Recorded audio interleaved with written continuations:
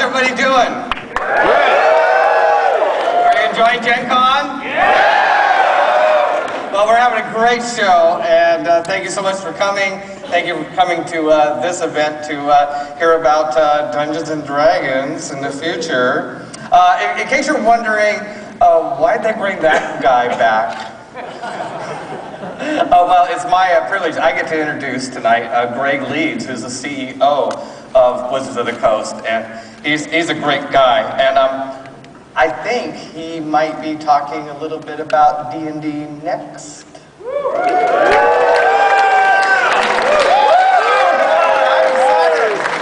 is going to be awesome.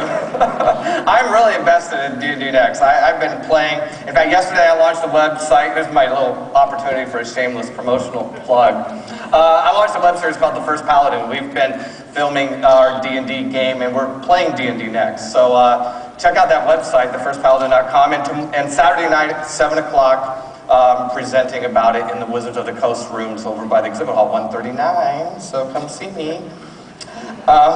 So about 6 months ago, I went down to Wizards, and I went to Greg Leeds, and I said, hey, I've always wanted to have a keynote address at Gencon. You know, first of all, I got Adrian's permission, of course. And then, and we would love to see, especially because you're working on a new edition of Dungeons and Dragons, we would love to see you present the first keynote, the inaugural keynote for Gencon. And so that led to this evening. And Greg said, oh, that's great. We got a lot of great star game designers. I'll get, no, Greg, yes, bring them on, but I want to see you get up on stage. I mean, you are the caretaker for the two, I mean, let's face it, the two best games invented in the history of mankind, right, are under your care and loving feeding. So, you know, and it's like, if this was Starfleet, Wizards of the Coast would be the Enterprise, and you would be Captain Kirk, you know, and we need to hear that view from the bridge, you know, and so Greg said, okay, I'll come do it. And besides, guys, I want you to meet Greg Leeds, the CEO who's been here for several years at Wizards of the Coast. I think he has done an absolute fabulous job, I mean, really, sincerely. So please join me in giving an awesome welcome to Mr. Greg Leeds.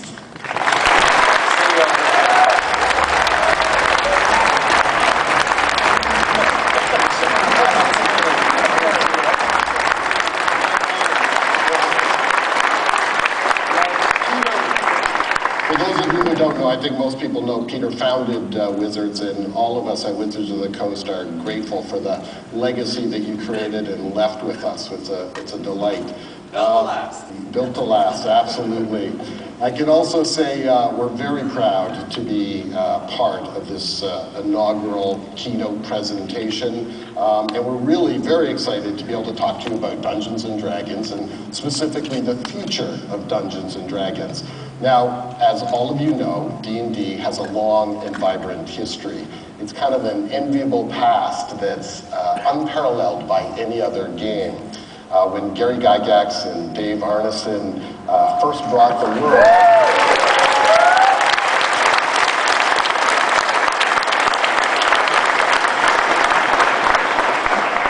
when they first brought the idea to the world that would eventually become Dungeons and Dragons, it was just the beginning of something that no one really could have anticipated.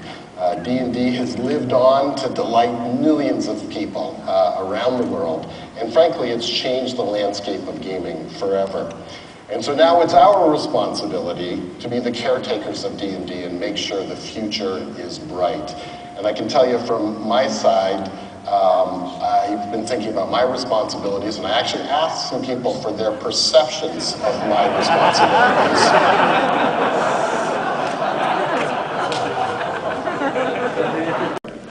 You know, and it's actually very simple. Everything I just talked about, that stuff doesn't have anything to do with the rules of the game. You know, the rules are really just there to keep the game moving. They're a tool for the DM. You know, they're kind of like an artist paints, you know, where, you know, the paint isn't what's important. It's the picture. You know, we don't play D&D because we all just really like learning rules about armor class, or figuring out attack bonuses, or calculating saving throws. You know, when you think back, to the first time you started playing D&D, and you think about those experiences and why are you still playing this game? You know, if it's anything like my experiences, it's when you first figured out that you could do anything in this game. That most other games you probably had learned to that point have been all about the boundaries they create. You know, they create a path that you can follow on a game board. Or they tell you, oh, on your turn you can spend your resources to build a colony or improve your castle or anything like that. The rules are all about telling you what you could do, and that's all you could do. D&D taught us that we could do whatever we wanted in the game. There was no board, there were no boundaries. There was just freedom, you know, to create, the freedom to choose what we wanted to do, the freedom to imagine our character, to imagine the world we were going to build and where our campaign would take place. You know, we could talk to the monster, not just fight it. We could form an alliance with the giants outside of town, with the NPCs. We could build a kingdom. We could even become gods. And the rules are all secondary to that stuff. You know, but for too long, the rules have been at the forefront of the game. The rules, really, they put the designer in the forefront. You know, they put the designer in charge of the game. And that misses the entire point of D&D. The point of D&D, the reason why we play, is the people at the table, the DM and the players. That those guys, us, you know, as players and DMs, we're in charge. And that's why D&D, it's the one game that tells you, right there in the rule book, to break the rules. That these rules are guidelines. They're meant to be broken. They're meant to be bent. You know, you can't get that like in poker, right? Unless you want to get arrested. Just decide, I'm going to bring my own deck to the game, right? So really with D&D Next, it's all about putting the rules behind us. We want to create a simple set of core rules that are easy to learn, easy to modify, and we're going to let individual DMs build the campaigns that they want to run. And we'll let players decide what kind of characters they want to play. You know, with that strong core rules in place, we can go back to focusing on what makes D&D interesting, what got us all here in the first place, and what's kept us here. You know, things like new adventures, new settings, new stories, things that speak to what made us all fall in love with D&D in the first place.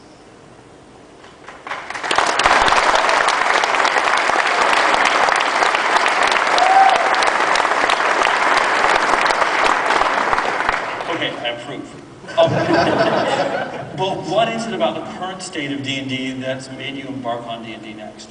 So we launched the entire playtest process and the entire D&D Next process based on what we've seen going on in the community. We know that people are, not everyone, but there are a significant chunk of D&D fans who are unhappy with how the game has changed over the years.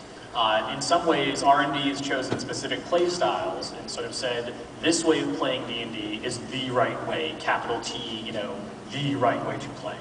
And it's really about bringing balance back to the situation, bringing balance back to the game, and giving a voice to the people who play D&D, to the people who run D&D campaigns, to let them choose how do we want to play the game, because that's really the point of D&D. You know, we want to bridge the gap between D&D fans, between fans and R&D, and we want to put the rules in the back seat and focus on actually playing the game and actually living those stories and living those campaigns. We want to focus, all that stuff I talked about before, like what made us all fall in love with D&D in the first place.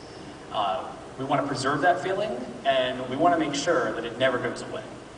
And, you know, the way we're doing that is by the open playtest. You know, by giving all of you a chance to let us know what you like and what you don't like about D&D, and what you like and what you don't like about what we've done to the game, and, you know, what you want out of the game and what you need. And, you know, a lot of that comes out of, you know, looking at D&D's past and seeing how it's evolved over the years and seeing everyone's relationship with it.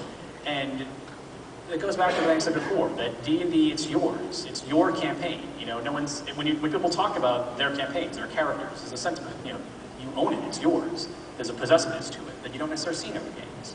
You don't say, like, I'm playing my Settlers of Catan or my Monopoly. You just say, I'm playing Monopoly, but you'd say, I'm playing my D&D campaign. And so that's what's really important, your campaigns, your stories, your house rules, your characters. And I think we've lost track of that as an R&D department, and as the guardians of the game, the overseers, the people who are keeping tabs of things. And today we're here to talk about how we're bringing it back, and how we're getting back to what made us all fall in love with D&D in the first place. Forgotten Realms is a focus on new material, but that doesn't mean we're ignoring our other settings. Let's make that very clear. We're focusing on the realms to begin with, but it doesn't mean that that's the only setting we're ever going to do. We definitely have things in mind for what we want to do with our other settings. We just want to make sure that if we put all of our energy and focus and really focus on making one great setting for now, to avoid splitting our attention and giving you 6 mediocre ones. Because I think really the exciting thing about the realms is the sheer depth of untapped material that's waiting to see the light of day. You know, a lot of it's just going back and looking at 25 years of published Forgotten Realms material and looking at what's already been said. You know, when you think about it, it's an immense world with a stunning variety of cultures, locations, and people. It's a grand tapestry that in a lot of ways has been kept hidden behind closed doors. You have to be a real realm scholar to delve into the specifics of each region and to really learn about the world. So I want to change that. We're going to change that.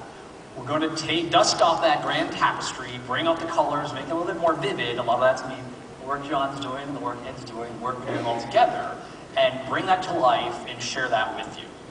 Because at the end of the day, when you actually really delve into the realm, and you really look at what's there, it's far more than the typical fantasy world based on medieval Europe. It's a bustling, diverse, vibrant world that we just can't wait to unleash it. You know, and look at the art we've been working on and the stories we have to tell. It's very exciting because it's the largest, most detailed fantasy setting that's ever been created. And so we're going to bring the realms to life by coordinating our efforts in terms of the visual elements, the writing, bringing everything together in a way that's never been attempted in the history of D&D. And, you know, the realms are going to be great, but we do have other great settings that TSR and Wizards have produced over the years. Myself, I started with Greyhawk with the original 1983 box set. Yeah, Greyhawk fan, right? And I still love Greyhawk. You know, it's still probably my favorite fantasy setting. So with that in mind, I am enormously proud to announce that in early 2013, we'll release the first wave of D&D backlist products in electronic format once again.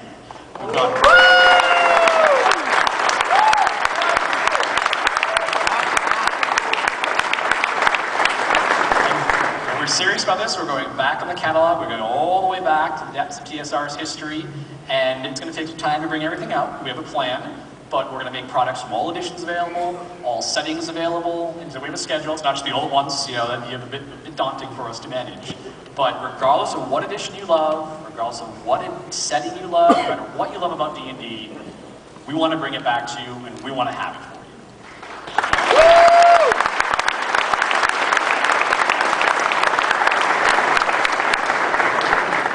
I was telling Greg Leeds earlier that nowadays pretty much all of my role-playing game rulebooks are on my iPad with the exception of one particular favorite game. So I'm really pleased about that. Ed, the Forgotten Realms have been your stomping ground for quite some time. You were saying earlier that you've been creating stories in the realms for something like 45 years. Okay, how is that possible? That's longer than D&D. What's the background on that? Well, I'm a storyteller. I've always been a storyteller.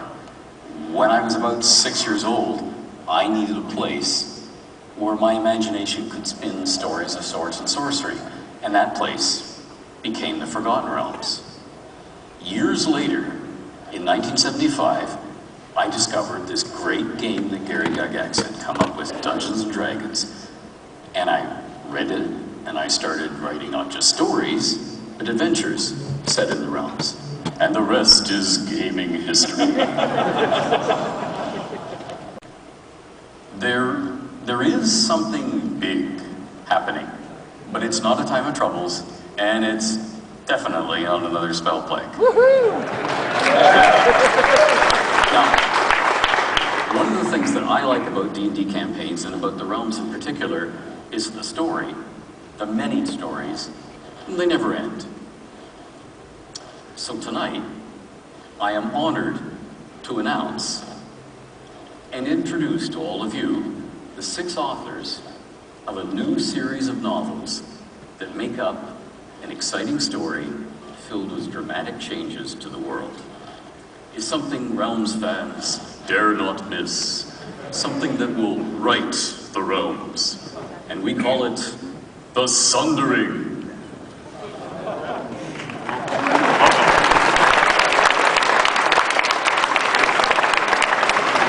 I feel like I should be drawing a sword at this point. Now, okay, the first book in the series, The Companions, will be written by a man who needs no introduction to Realms fans, Bob Salvatore. I'm sorry he couldn't be with us here this weekend, but I can promise that longtime fans of Bob's Realms novels are going to be delighted with what they read.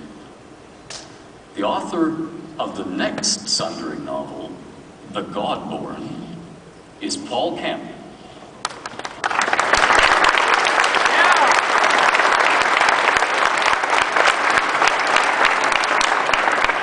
And readers familiar with his previous Realms books are going to see some old friends and evils in the cast of Paul's book.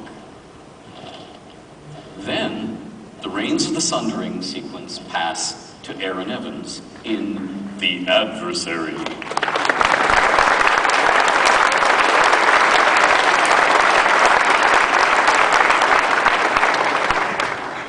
And characters from her earlier Realms novels will appear in her Sundering book too, not to mention A Familiar Place and power groups we've seen before.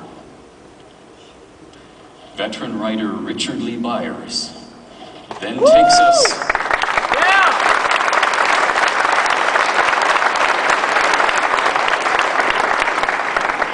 to a different story focus in The Reaver. Things get wetter, and we see new heroes and non-heroes. Followed by another veteran of the Realms, Troy Denning.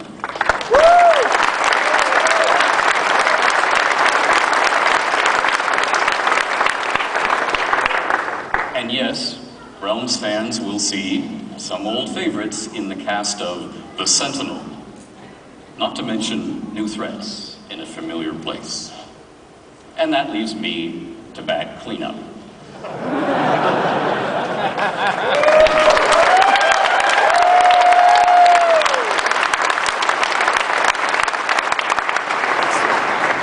And it should by now come as no particular surprise to learn that certain recognizable characters I've featured before will smile at you from the pages of my Sundering novel, The Herald. So, and I know you don't want to give us spoilers for the novels. Yes, I do.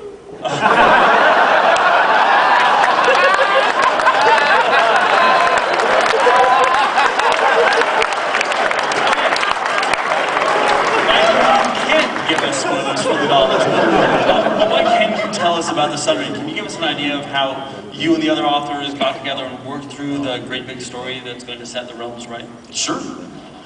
We all met at Wizards back in November for a few intense, fun days of creating and discussing and deciding what would happen to the realms when the Sundering occurred.